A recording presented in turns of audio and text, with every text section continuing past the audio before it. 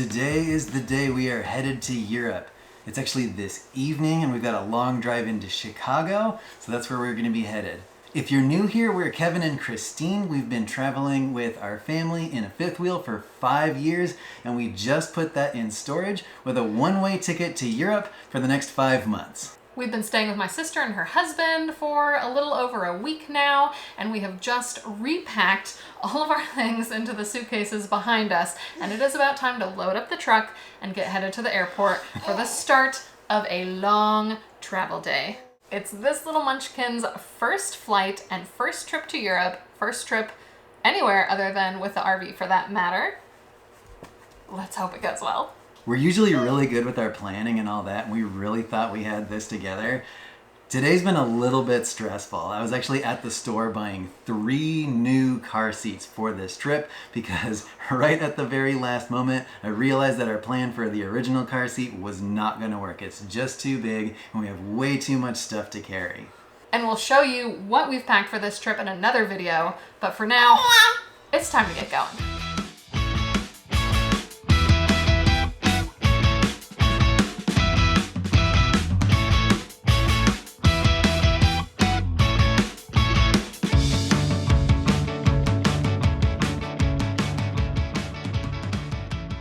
Our first travel mistake happened pretty much right away. Check-in went fairly smoothly, but as it turned out, I was the only one who actually had TSA pre-check. I had TSA pre-check in the past as well through a previous employer, but we weren't able to verify if it was still up to date before we left, though we had our suspicions that it probably wasn't valid anymore.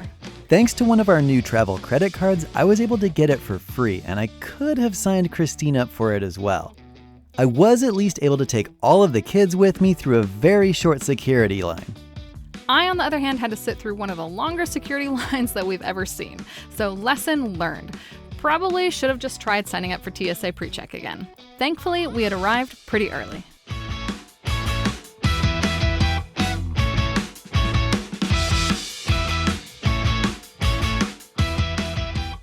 Boarding the plane went smoothly, and the flight attendants even gave all 3 kids a goodie bag with toys and games, which was really nice.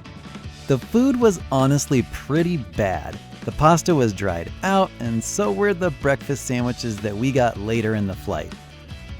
To this day, we still have no idea why the food on this flight was so bad, because on our return trip, we actually really enjoyed everything that we had.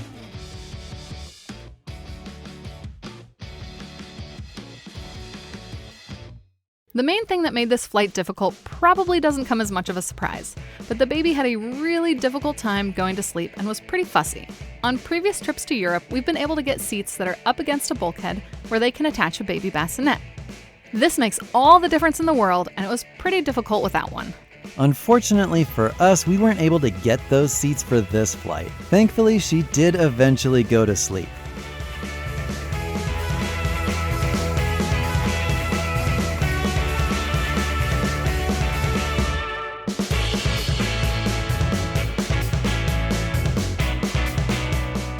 We're happy to report that for our return flight home a few months later, we were able to get 1 seat by the bulkhead for me and baby.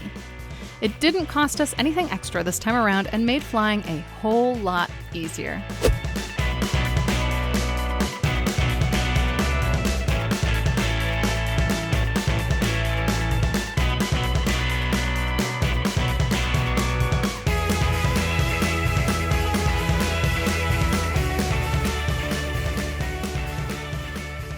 Well, we made it to Lisbon. That was by far the roughest first flight we have had with a baby.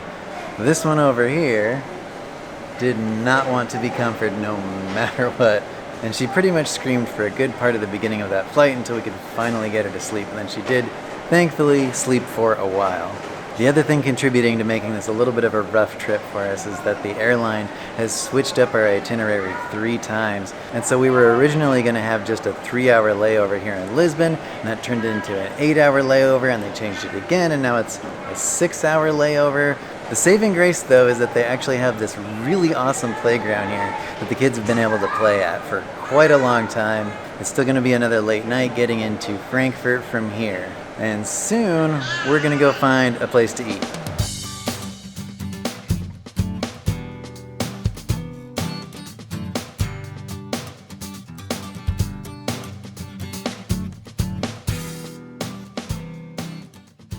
know you're back in Europe when something as simple as a little croissant sandwich tastes absolutely amazing. It was a little bit funny because we had a little bit of like problems in translation just ordering. I can't believe Christine remembered the name of everything.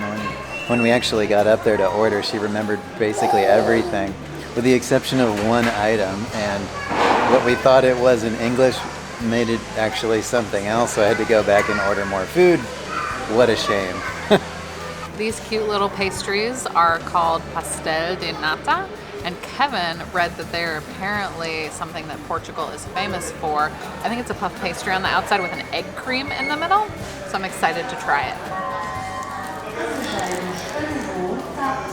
It is really good. It's nice and buttery and crunchy on the outside and really soft and sweet on the inside, but surprisingly a little less sweet than I maybe was thinking it would be, but not totally unexpected because in Europe things tend to be a little bit less sweet than we would find in the United States, which I'm actually a fan of.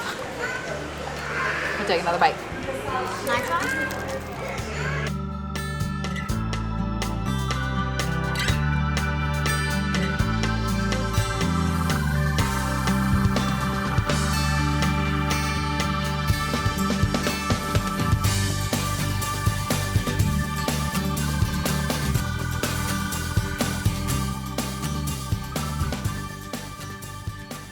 The next leg of our journey was our flight to Frankfurt that took just shy of 3 more hours. With the extended layover in Lisbon, this flight was pretty late in the day, which actually made it a lot easier to get the baby to sleep. But that did mean that we got into Frankfurt really, really late.